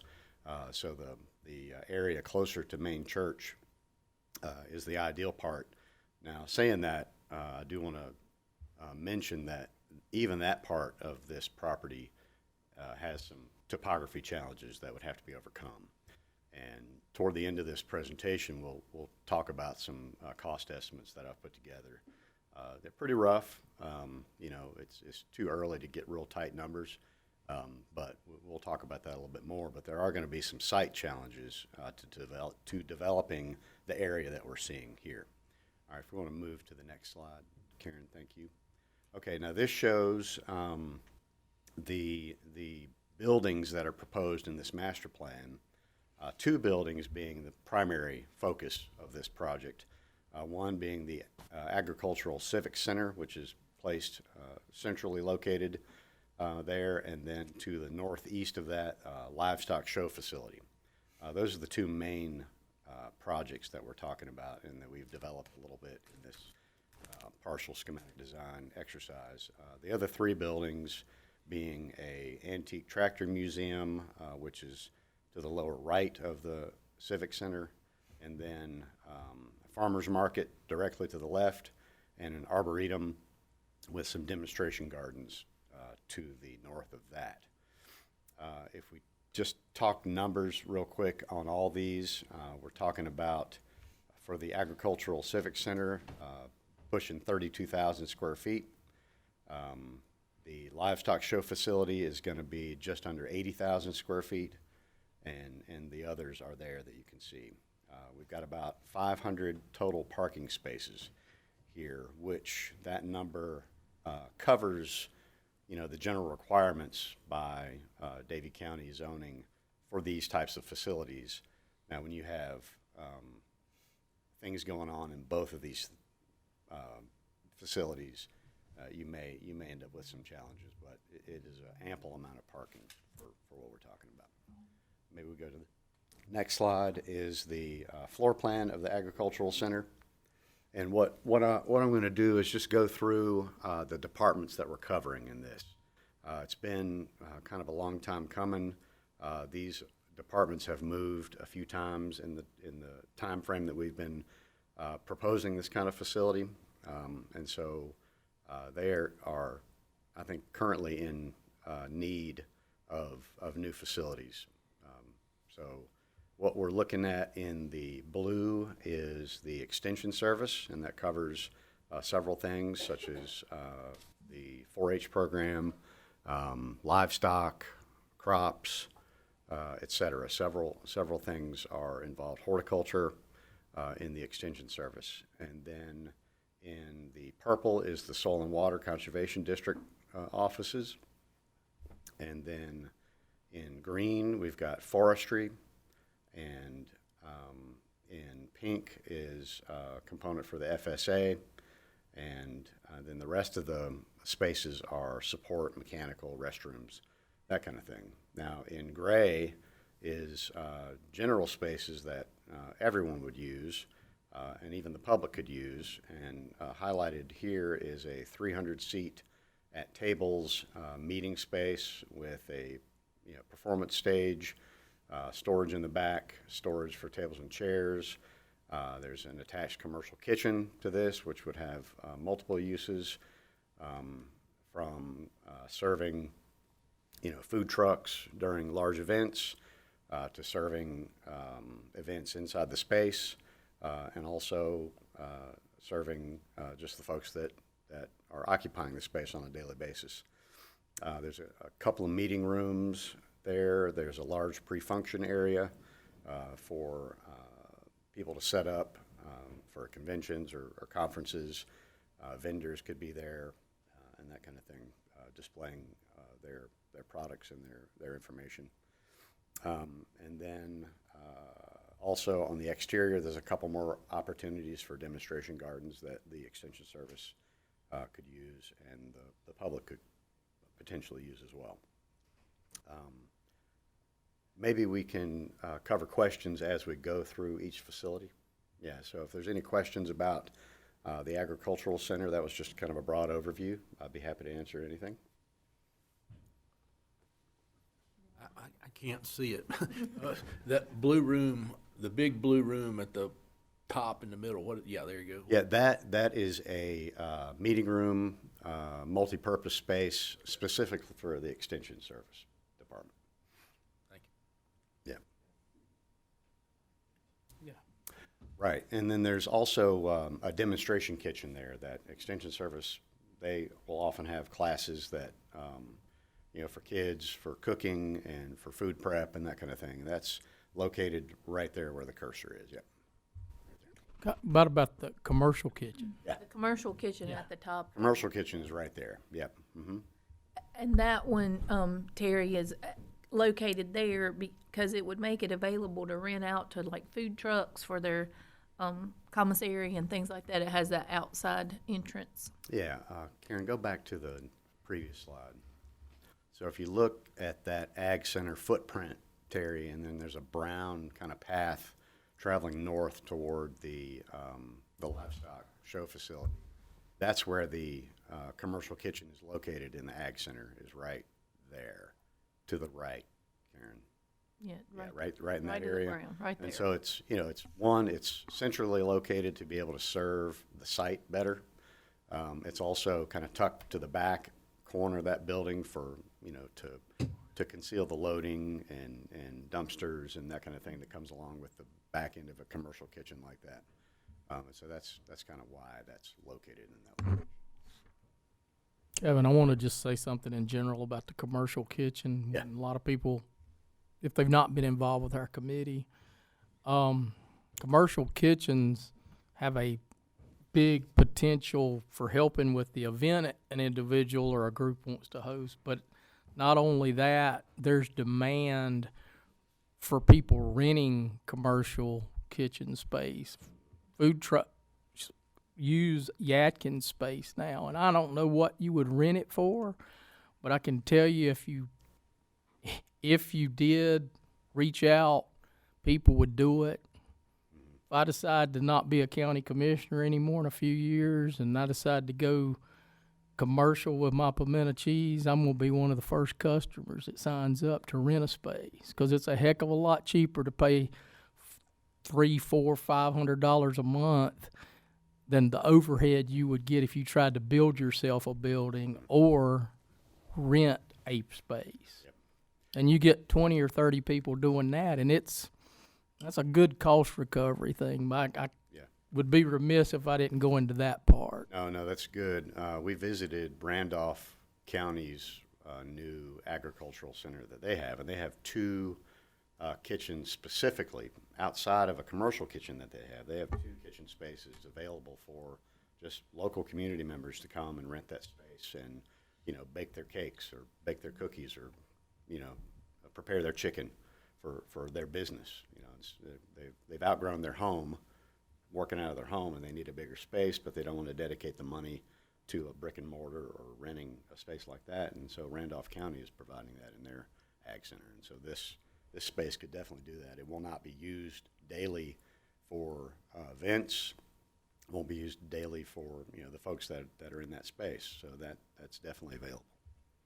When we toured Yadkin County, just our neighbor here, they told us that their commercial kitchen was used very, very regularly by food truck personnel. So that was a great need that they were feeling. So go ahead, Kim. Okay. All right. We can go back to the plan. Any other questions about the agricultural center building? Kevin, clarify for the group the part that's could do 300, but like if we had, for lack of a better example, if somebody did a presentation, like Just chairs. like when I went to see Pete Rose up at the Harvester Center in Rocky Mount, it was chairs lined up, and you probably have a You can what get kind of capacity? you can get probably 700 people in there for that. So it probably would be the largest presentation space in the county once it's built, I would think. Thank you. One of the, if not the largest. All right. I've got one question I'd like Sure, to ask, if Richard. you don't mind. As a builder, a former builder, when I designed a house, I always tried to design one with as few outside possible corners, Sure. changes That's right. of direction and roof offsets, because they've become very expensive. Yes. Is there a reason why we have so many on this plan? At this schematic design phase, we're working with square foot, desirable square foot for each space. And so when we put all this together, it's more of a kind of a blocking diagram than a true architectural floor plan. And so, this portion of the design phase is a schematic design. And we're probably maybe 30–40% into what would be a schematic design phase. When this becomes a real project, they put out an RFQ, architect gets hired, they would take this information and refine it, and we would definitely, be able to reduce some of those corners. Now, some of the reason for those, like for instance, at the north end of the pre-function, where it's recessed and there's the two double doors there between the multi-purpose room and the commercial kitchen, that's recessed for cover above on the outside, just an architectural feature. But yeah, we would definitely have cost in mind when the design gets more developed and more refined as you go through the design development construction documents before construction. I just know the farther you get away from a square or a rectangle, the more expensive it gets. It can, yes, sir. And even though you may or may not gain even more function out of it. Yep. We would definitely consider that. All right. The livestock show facility. This is a open air building. Not conditioned. We're proposing having some fans for air movement, but for the most part, it's just open air. And you've got 140 feet by 240 foot show area, which is recessed, and you'll see in some renderings at the end of this. We've got an 8-foot recess, and so all the seating on the north and the south of this we're 8 feet above the show area. And that's pretty common for these kind of facilities. To the right is a press box, which is elevated, and to enter from the stables that are farther to the right, you would come underneath the press box and through gates to get into the show facility. You know, on your horse, there's a 13-foot clearance there, so plenty of room for horse and rider to enter enter the show area. We've got concessions and storage to the left. The main entrance is over to the left. If you remember from the site plan, from that left entrance straight down to the south will take you directly to the agricultural center. So there's a good site connection between these two buildings. They are placed far enough away so they don't, cause issues with each other, but close enough where you can get back and forth without too much trouble. And I think this seats approximately 2,400 people in the bleachers. And the stables, we've got, make sure I get this right, there's 48 stables in that facility. And if we go back a couple of slides to the site plan, the committee, talked about one more, Karen. There you go. The committee talked about wanting to be able to have expansion for that. 48 is a pretty good number, but a lot of the folks who have experience with this were saying we need 80, we need 90, we need more, we need 120. So on the site plan, I'm showing an expansion of another 48 directly to the right of the proper building. You see that there, Karen? Down to the right. Up. And there you go. That's it right there. That's an expansion addition there.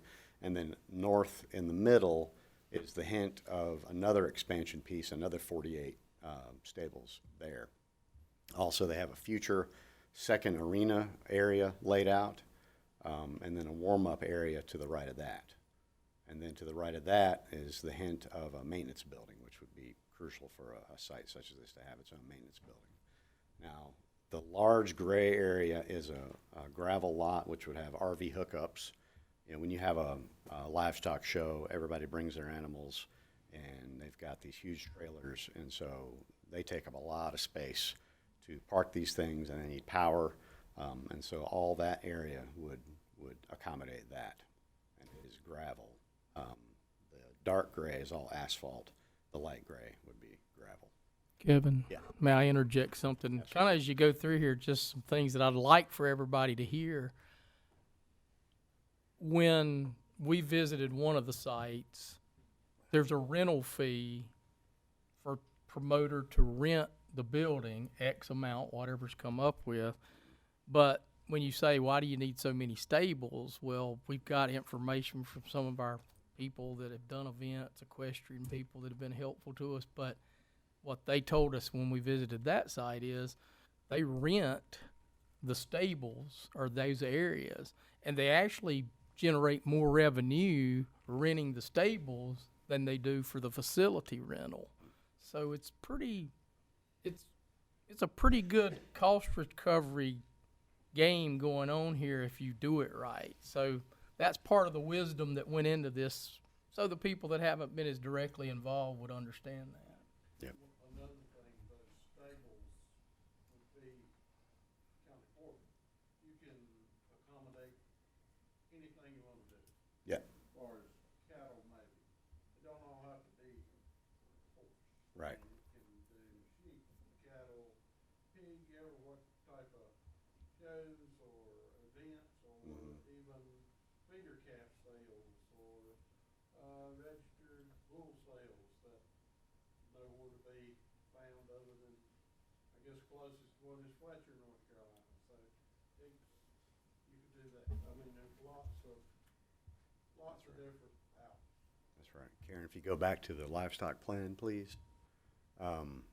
Those 48 stables that are in there, 10 by 10, I believe, which is ample for a horse. But the idea is that those would be portable. You break them down, get them all out of there, and you can put different sizes in there for sheep or whatever else you're doing. And so there's flexibility built into this plan to be able to use that space, as best you can for many, many different situations.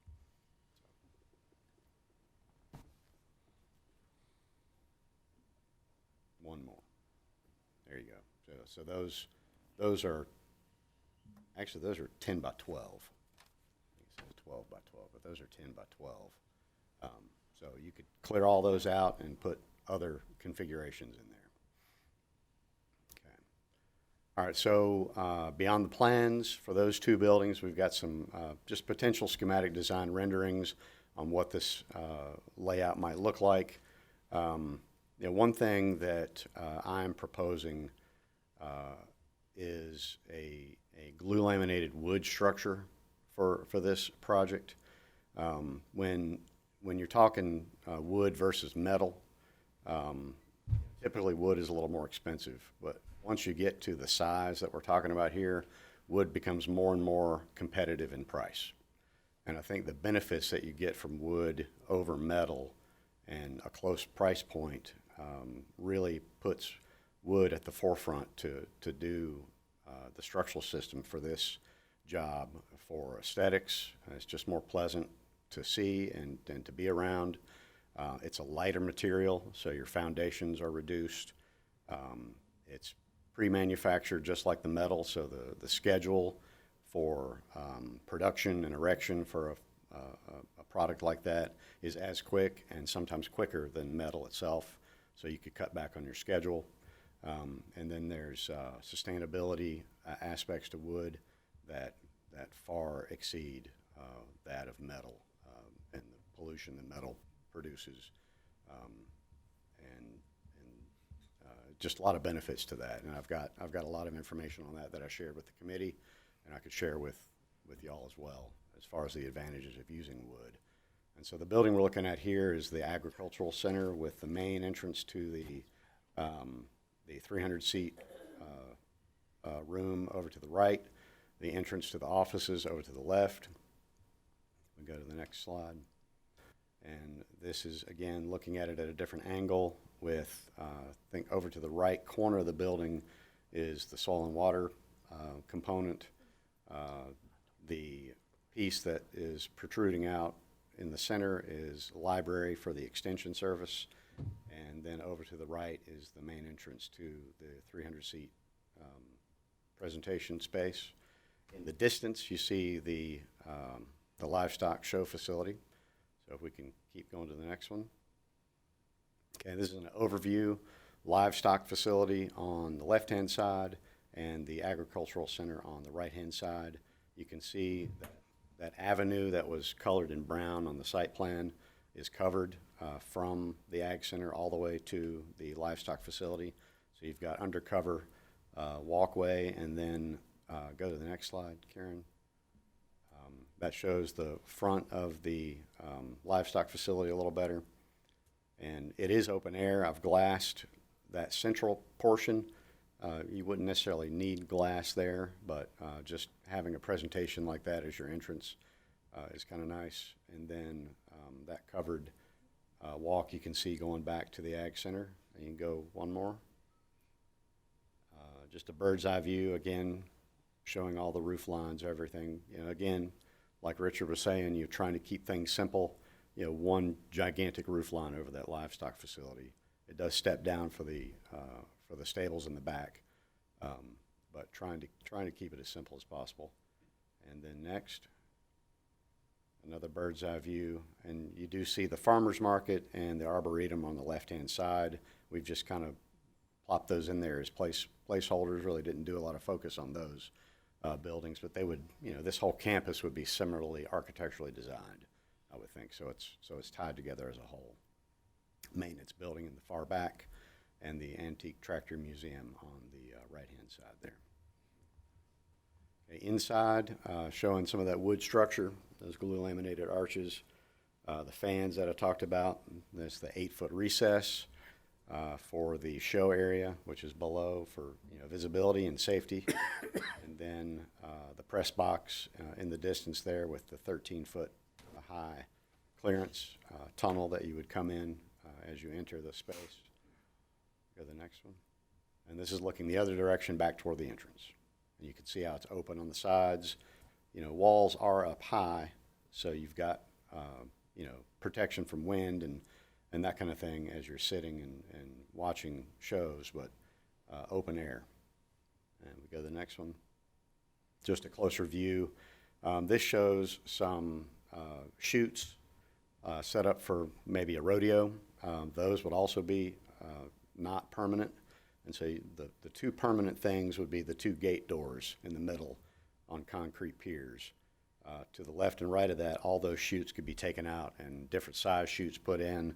That area could be used for, staging cattle, staging whatever livestock that you've got in there before it enters the space.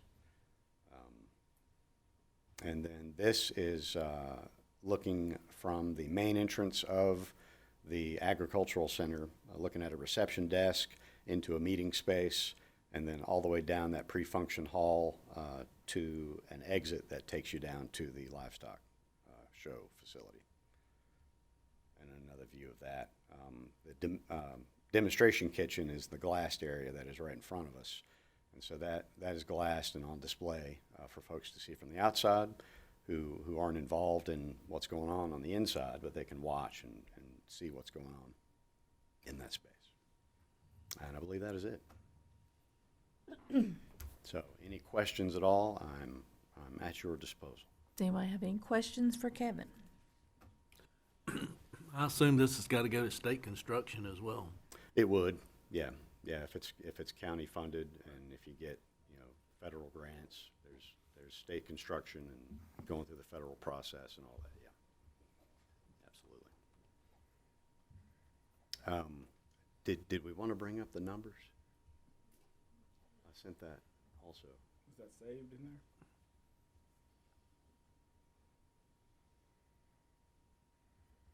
Kevin, while you're pulling it up, Yeah. I just wanted to briefly say something about what we learned at one of our visits. The actual Ag Center is in a fairly, I don't want to say remote because US 29 goes through there, but it's in a more remote, more devoid of hotels, et cetera, than even we are. Right. And they had approximately a 750, it's been a while, since June we went. At the time we went, one of their previous year's budget, whenever it was set up, was like $750,000. And the people who ran it made $850,000. So not only was it a cost recovery, in this case, they made above their budget. The second factor is they did a real extensive research and survey, not just some anecdotal mishmash, and brought in $2.2 million during that year for the economy of that county. So I just want people, whether it's out here, to know, if people ask questions, that this can be an agritourism driver and still serve all kinds of benefits with offices, with federal, FDA, whatever you'd call them, offices, our offices, things for the school system to use and all that, but still, generate economic impact. Yeah. And I would say that, we visited that Randolph County facility, and I think what we're proposing here will accommodate far more than they will be able to accommodate as far as the livestock show thing. And, our agricultural center will certainly meet the needs of the departments that we have, but they did not have a indoor presentation area like we're proposing here either. So this will not just be used by the county. This will be a regional draw, I would imagine, for lots of people to come here and use, and the county will benefit from that too. So there's lots of strengths involved in the entire master plan. And one last thing, the Chatham one in Virginia did was they had a mini dozer, I think, or something they have that in the winter when you don't get affected by ozone and CO2 or whatever, they even held a motocross type event in there. Wow. And there's other places that I've looked up that have, with 2,500 seats and on what you would consider sort of a stage area that use it for concerts too. Right. So. Yep. All right. So I did put together a preliminary cost estimate, and now what we do as an architect is not the same thing as a general contractor will do. We work with per square foot dollar amounts based on past projects that we've seen, and so it is general. We often will pad it a little bit because we don't want to tell you something and then it be way out of budget when it comes into reality. So looking at these numbers, I think they're a little bit higher than what they might end up being. Just to keep that in mind. Now, the longer this process takes, typically prices go up. So just keep all those things in mind. These are general numbers. But the agricultural center at $450 a square foot, 32,000 square feet, you've got $14.5 million. There was a little outbuilding out there that would serve soil and water and the extension service and I think forestry as a storage building. And that was pretty simple, $150 a square foot, unconditioned. And then we have put together some soft costs, which include furnishings and any kind of geotech testing, audio video stuff, security stuff, and design fees. And so $2.75 million would go to that for a total of $17 million for that one building, the agricultural center. If we keep going, on that building alone, I did just a quick breakdown on certain disciplines and materials from the general conditions of the contractors, overhead and profit, all the way down through all the major materials. And so that information is available there for y'all in a breakdown, just showing what some of those costs are. And then we've done that with everything else, and we don't have to go into all these things with detail, but let's talk about the livestock show facility at almost 80,000 square feet. That number is going to be a little bit less. It's not conditioned, it's open.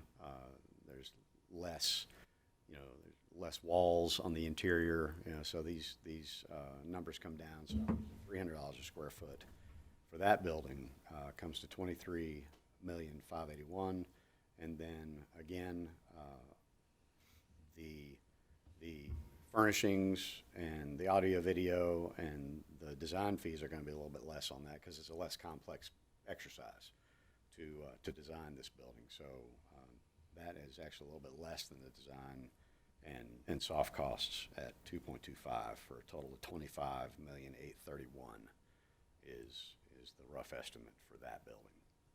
And so then the rest of these potential facilities that might go on this site are also outlined in this information, all this available for y'all to see as we go down through these different facilities.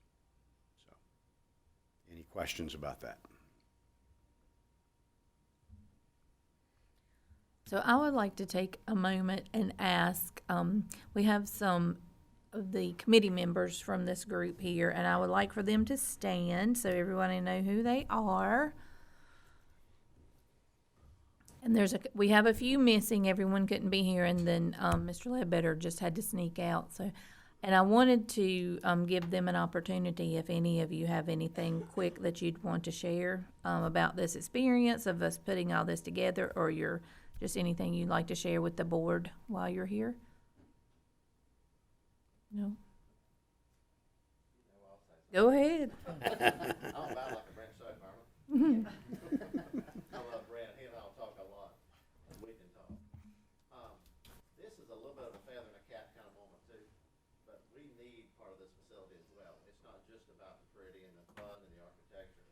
We're an agricultural county, and we went to places and looked at different options and views and ways they use the facility. But the county consolidating its offices in a space, giving us that that unified effort, that's a great thing, but I think as well as the building, the banquet hall, we don't have a space in this county that can seat the amount of people that we can offer with this building. We love Windhoek, and we all go there, but we have worn it out, and we don't have enough space to build anything bigger than that. rent those out for different reasons. It's a lot, it's got a stage, it's got a lot of options. It's got everything we talked about, a wish list, a dream list. We did a lot of time, a lot of effort, a lot of miles traveling to do this. The arena itself, Mr. Soap hit on that, we can actually use it for revenue. It's not just a pretty building to run cows and horses through. We can rent it, and they don't, it's not running the thing, it's renting the thing. So there's a lot of opportunity there, and I think if you look deep and dive deep into it, it's a value to our county. Yes, it's not free, and yes, I don't know how we're gonna fund it all, and I want that game to get started. How can we pay for the funding of it? That's the game to figure out, but I hope you see it as valuable as I do, and I've enjoyed the process, so. Thank you, Keith. I'll just thank the county for allowing us to go through this process and work together to come up with this plan. It has been a lot of fun seeing what all of these folks envision for us that would work in that facility. I can go on and on about our needs, et cetera, and where we are currently, and people parking across the street and the danger with that, et cetera, and the lack of space that we have and the events that we're passed up on because we don't have the facility to hold those. But I'll stop there and just again say thank you for the support in this process and allowing Kevin to work with us. It's been a lot of fun. Yeah, I've been, the county really needs something. We go to, meetings, area meetings, soil and water. And, when it comes Davie County's turn to host that meeting, we have to look to the senior center or to the church, fellowship halls. We don't have anywhere to go. That would be, I look forward to having a place we can call the Ag City. And another thing in time gone by, we did have our FSA, our Farm Service Agency here in the county, across the street from down in the basement. And of course, we lost those, or combined with Davison County. And we also lost our NRCS, or Natural Resource Conservation Service, which we have a spot that does come, but nobody's in that office. It's been only one little spot. They're combined also in Davison County. And both of those organizations federal, and they pay their power bill. They pay their rent. So it would be really nice for the citizens here in the county if we could get those offices back, and like I say, they pay with their federal. So, I look forward to it. Thank you. Anyone else? Anybody have any questions or comments for Kevin? Well, I just want to thank all of you for everything that you've done. It's been a lot of work and a lot of time already, and there's more to come. And of course, I have shared with the committee, and I believe I've even shared here, my priority is that Ag Center building, because our departments that have been in closets deserve a good building. We are an agriculture county. We have families farming for a living and making this their career and going out all over this state and getting recognition and being awarded. And we just need this in our county, and I look forward to us progressing and trying to figure out how we can bring this to fruition. But we still have a little bit to go, but we've got a lot done. So thank you so much for sharing that with us today. Absolutely. Thank you all for this opportunity. I'm excited about it too. I think it'd be a great thing for the county. One last thing, I just thank the committee. The committee's been a really good committee to work with. I mean, we've not always agreed on everything, but it's been kind of a nice amalgamation of processing thoughts, and it's kind of the way a committee should work, and it really has. I think everybody out there tell you it's been a very functional committee. Thank you. Yep, I agree. Thanks. Thank you. Robin? Robin's up. Yep, come on, Miss Robin West.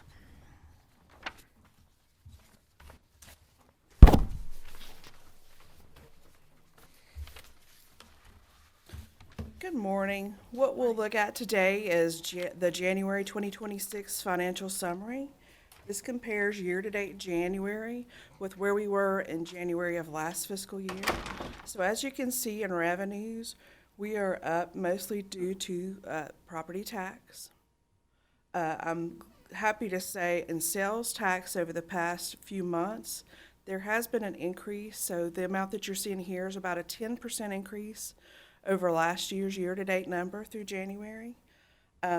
Most of the other differences are just differences in timing and that kind of thing. So for expenditures, the main difference there that you see in the general government is just timing of entries that we made last year versus this year to our contribution to other funds, the fire fund as well as the capital projects fund, and increases in salaries and timing of purchases. So right now what we're looking at is we're $891,000, a little bit better than we were last fiscal year. So this is our revenue chart. The bars are the current fiscal year.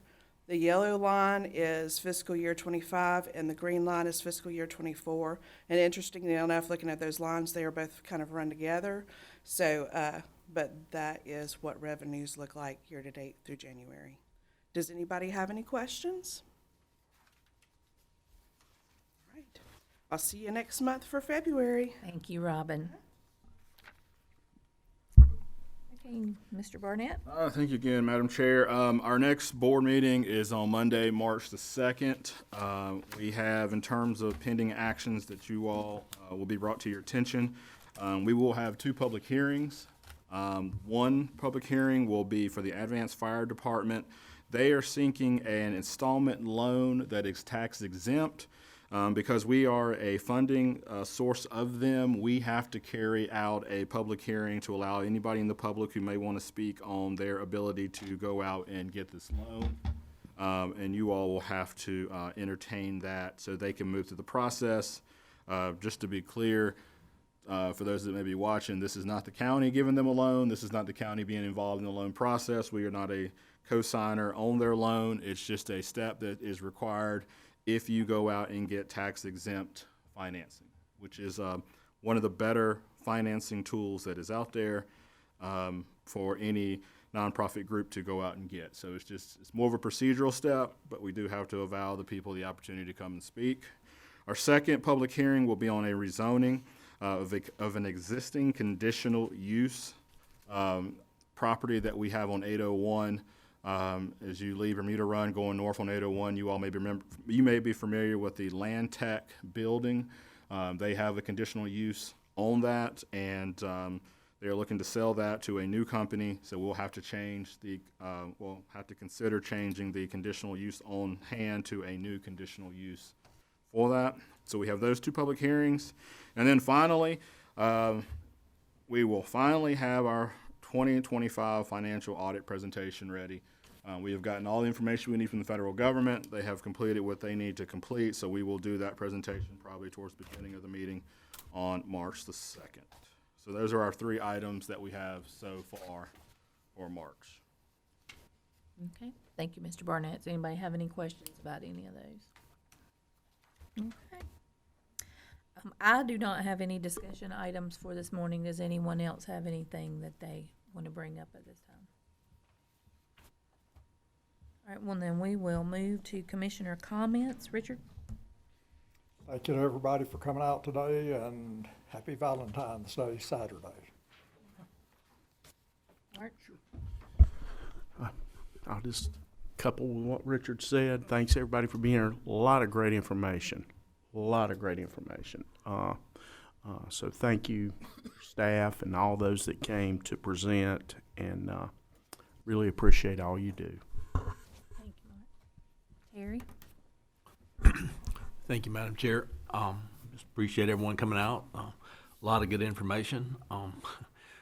Seems like all our meetings, it all revolves around money. So, a lot of good ideas, but, Robin is going to have to go out and harvest from the tree out back there, I think, so to fund some of this. But anyway, great information. Appreciate all the work that went into it, and look forward to seeing you hopefully at the March meeting. Thanks. Thank you. Brent? Thank you, everybody, for coming out. Appreciate it. Look forward to seeing you later. Thank you so much. I will again say thank you to everyone who came, everyone who presented, and all the work that they put into their presentations. We really appreciate that. And I will just close with saying early voting starts today. It goes through February 28th, and then voting day is March the 3rd. So I hope everyone exercises their right to vote, as we are blessed to have in this country. And I hope everyone has a great rest of the week. Thank you very much. Do I have a motion to adjourn? So moved. Commissioner Schoaf, second from Richard, all in favor. And that's unanimous. Thank you very much, y'all. Have a good day.